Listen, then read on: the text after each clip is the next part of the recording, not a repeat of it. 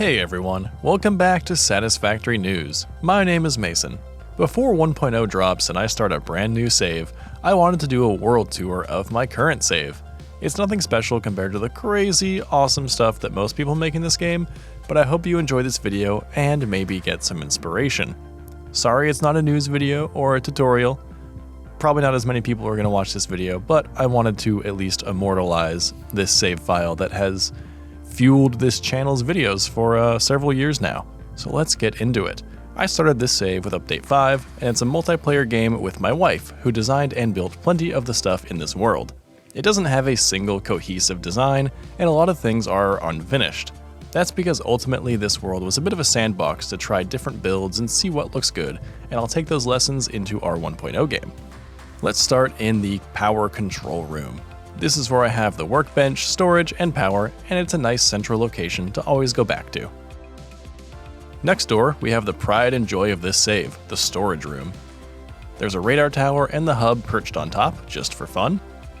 It has a long shed-like design, and the outside has this mostly finished lighting design that I would love to blueprint and take into 1.0. Inside, there are storage bins for just about every item that I would need. It looks pretty cool, but the impressive part is actually underneath. Here we have a complex network of belts. They follow a repeating pattern made up of belts with 3 stacked levels, and not a single one clips anywhere in this system, which was really difficult to pull off in this tight space, but I did it. Then the belts network out all across this factory, picking up items from wherever they get made. And again, no belt clipping somehow. It wasn't easy, but as far as I'm aware, there isn't a single belt clipped in this entire world, and there's a heck of a lot of belts. So let's look at some of the other buildings in this area. These 2 buildings are part of the computer production line. They both share a similar boxy design with a peaked roof, but we tried to make them more interesting with window decorations, beams, and colors. Some of the computers made here travel to storage, and the rest travel to radio control units, where they are also then put into storage. Beyond that is the supercomputer complex. This factory uses an open concept wireframe design that I've been enjoying quite a lot. This uses frame walls to create a big box, but unlike normal big box factories, this one is a little more visually interesting because you can see inside of it. It looks super industrial, and I like it quite a bit. Connected to this factory is the smaller copper factory. This uses a similar design and makes a ton of copper ingots. That copper goes through this insane balancer that is kind of just here for fun, and mostly uses overflows and differing belt speeds, but in reality it has more than enough copper for what it's being used for. Some of that copper goes to an open-faced factory over here, and then that goes elsewhere with some cable, which we'll get to that factory later. Okay, moving back to the storage room, we have a few other buildings nearby. First we have the pit, which is a space for some of the belts that lead to the storage room, as well as a drone port for bringing batteries into storage from a different factory. This tall building here in the pit is the weapons factory. It makes various ammo types, which then go into the storage room. And it is one of the buildings that is fed partially by Grand Central Station. This train station was actually modeled after King's Cross Station, but I call it Grand Central because it is at the center of my factory. It inputs a lot of different materials from throughout the desert area, and it looks pretty nice while doing it, in my opinion.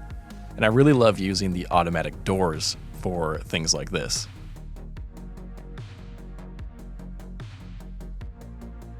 Next to that, we have some of the first factory buildings from this save, and a road weaves through them. This first building is mostly empty now, although it was once full of constructors making basic recipes that have since been moved elsewhere. Feeding into it is this small building built around a single copper node, and I was once again just experimenting with architecture here. But I really wanted to keep this building because this kind of is where it all began. Crossing over to the next building across the bridge that spans the train track is the organics building. This is where I can drop off any organic ingredients I pick up while I'm out and process them. The upper story turns leaves and wood into biomass and turns that into solid biofuel. If we go down the stairs, this is the drop-off point. There are labeled bins for leaves, wood, and creature remains. The creature remains then use smart splitters to send the remains to the proper constructor that will turn them into DNA capsules, which are then sunk in an awesome sink. Leaving out the main entrance to this building, we find ourselves on the road again, which runs along the train track. This road design blueprint was created by my wife, who adapted it from what I'm Kibitz was using in his videos, and a few other creators as well, kind of combined multiple ideas, but I think it turned out awesome and perfect for our needs. This first landmark is a factory that builds smart plating, which then goes off to another factory that makes space elevator parts. It's just kind of here because it's here. And then the train track diverts down to this coal power plant, which is actually non-operational at the moment. It was our very first power source on this save, so I kept it up and running. Following the train track and the road further, we encounter a couple curves, which was pretty difficult to accomplish in a way that integrated both the road and the train track and keep the style the same. Again, I can thank my wife for figuring out that puzzle. Some materials, mostly coal, are gathered at this train station, although once again it previously was a much larger factory, making something that I no longer need. The train tracks continue on to one of my favorite projects of this world, which is the wall. This massive wall bisects the desert and serves as a partial tunnel for the train. There's also an access tunnel for a vehicle to go through to get to the other side if needed. The tunnel uses emissive signs and reflective concrete to create a cyberpunk look, and while I did want to close it up and make an actual subway-like tunnel, it just looks too cool to see the train going through it from a distance. After the tunnel is the only train crossing in this world because I wanted to keep signals pretty simple. Following this track, it takes us to a factory making concrete, deuterium, and steel, which is dropped off at Grand Central Station. This is also where I experimented with curved foundations and placing train tracks on them, which was not easy. It was definitely a learning process, but I really wanted to nail it so that I could make more interesting builds in this game. Going back to the main train track, the trains then go through this little tunnel that has a curved exterior, and then finally into the station to drop off the cargo. Okay, let's recenter on the storage room. Everything comes to the storage room by belt except for heavy modular frames, which are brought in by tractor. This was a pretty old design, and I've kept it and designed around it this whole time. And underneath it is actually a little hidden office. So the tractor travels from this truck station situated under the storage room, then follows the road out towards the frame factory. This factory is oddly shaped and pretty industrial looking, and you'll always be able to tell what's made here thanks to the giant heavy modular frame I built on top of it. This factory takes materials just from the surrounding area and houses the entire production line required to feed one manufacturer making heavy modular frames. Then the truck picks it up and takes it to storage. This is a great segue into steel production, as this train right here takes coal and transports it to the main steel factory close by. You'll notice that the train doesn't travel very far. This could have just been a belt, but it was more of a stylistic choice to use a train, and I again experimented with curved foundations here. The main steel factory is not what it's always been. I had a completely different steel factory here that I tore down and replaced with something better and more unique, because it was just a giant box made of walls and concrete. So this building is pretty large, and I used some inset windows and skylights to give it a little bit more personality, although it still looks pretty industrial. The ingots go across the train tracks to this partially underground factory which makes steel beams and steel pipes. A lot of this product is then used in this sprawling mega factory whose sole purpose was to make magnetic field generators for the final space elevator tier. Comparing to the rest of the factory, the scale here seems a little out of place, but I was determined to make something huge like this. The entire production line supplies 4 manufacturers that make the final product. This area is kind of unfinished, as you might be able to notice, but I like the overall open sprawl of this factory. Oh yeah, and nearby, here's the space elevator up on an extremely hard to reach platform high in the sky. I know, I'm very practical. And again, resetting to the storage room area, let's take a look at this giant ramp. This road leads to another space elevator part factory. In fact, it's a factory that covers 2 parts. There's a truck stop here with a tractor that's transporting copper ingots, radio control units, and rubber out to the coast. And this other tractor picks up heavy modular frames from the back of that factory. The height of the road is perfect. And I made it this high so I didn't have to weave the road through all of these rocks, so it's kind of ridiculous and high up in the sky, hence the giant slope. The road slopes back down to the space elevator factory. This factory makes both thermal propulsion rockets and nuclear pasta, because they share fused modular frames, which require aluminum and nitrogen. If you know the Satisfactory map very well, you'll know that neither bauxite nor nitrogen is in this exact area. And really, the reason that I chose this spot was the proximity to water and the distance from my main factory to this spot. Both of those other ingredients need to be shipped in, so a train runs along this relatively smooth coast to deliver those things.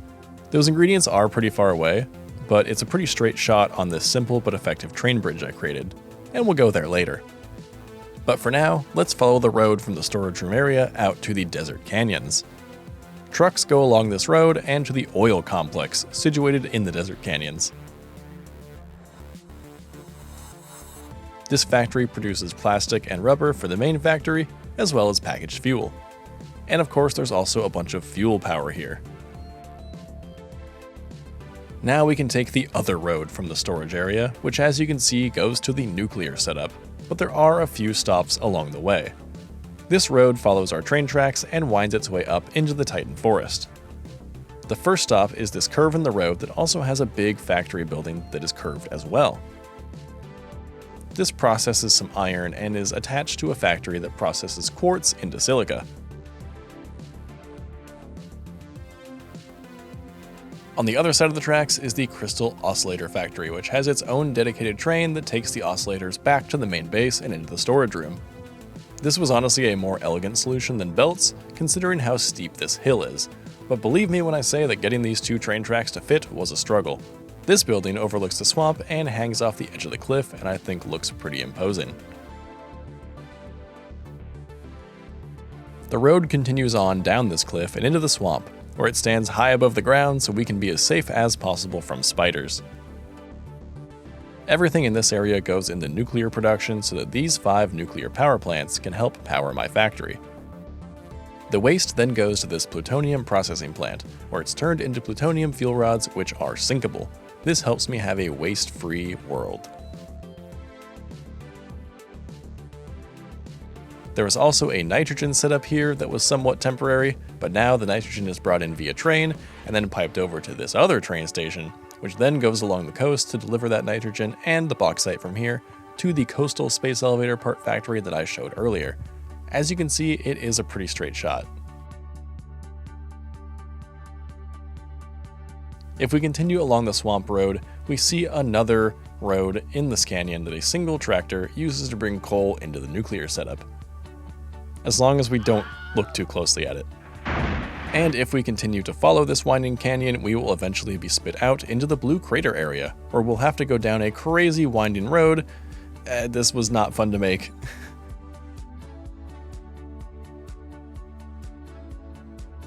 And that takes us through a cavern and into another oil setup.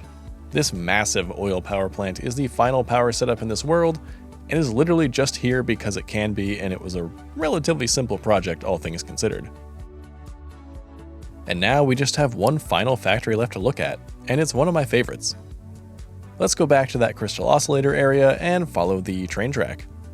It crosses this cool bridge and then delves deep into the Titan Forest. And then it ends up at this train station that's sort of nestled away in a little valley. If we follow the path through this hole in the rocks, we enter the aluminum factory. Like I said, this is one of my favorite factories in this save. Centered around this natural rock formation, this factory is hidden between the rocks and the trees and is a multi-level concrete complex. I really like the lighting and the overall ambiance here and how it's just completely surrounded by lush trees. A glass bridge leads to another factory close by, which produces batteries. This is also a mini drone hub. One drone transports batteries to our storage room and anything else that needs them. The other drone brings heat sinks to the nuclear setup, which is over the cliff in the swamp below. And I didn't cover absolutely everything in my world. There's probably a few buildings you saw in the background that I didn't cover, but I think I hit all the highlights. And you also may have noticed that that's not even close to the entire map. But this is my entire Satisfactory world. With 1.0 on the horizon, I abandoned any ideas about expanding westward, and I'm looking forward to starting my 1.0 journey in a starting location that I haven't chosen before, and using new parts of the map that I haven't given much attention, and of course working with all the new node locations and balancing and stuff. Thanks so much for watching all my guide videos, news videos, and stuff like this. There will be plenty more on the horizon with the full release of the game coming up, so make sure to subscribe if you haven't already, and like the video if you liked it, and oh my god, we just beat the game!